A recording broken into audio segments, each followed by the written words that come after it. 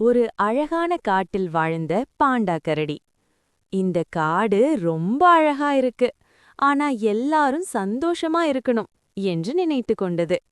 அப்போ மரத்தடியில் தனியாக உட்கார்ந்திருந்த முயல், என் கூட யாரும் விளையாட மாட்டேங்கிறாங்க, நான் ரொம்ப தனியாக இருக்கேன் என்று சோகமாக சொன்னது.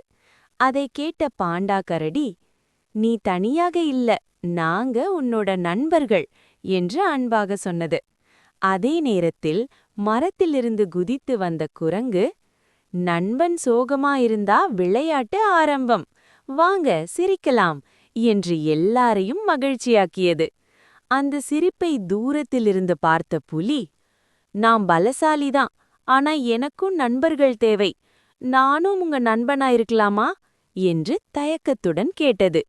உடனே பாண்டா கரடி சிரித்துக்கொண்டு, பலத்தை விட அன்பு பெரியது, நல்ல மனசு இருந்தா எல்லாரும் நண்பர்கள்தான் என்று சொன்னது.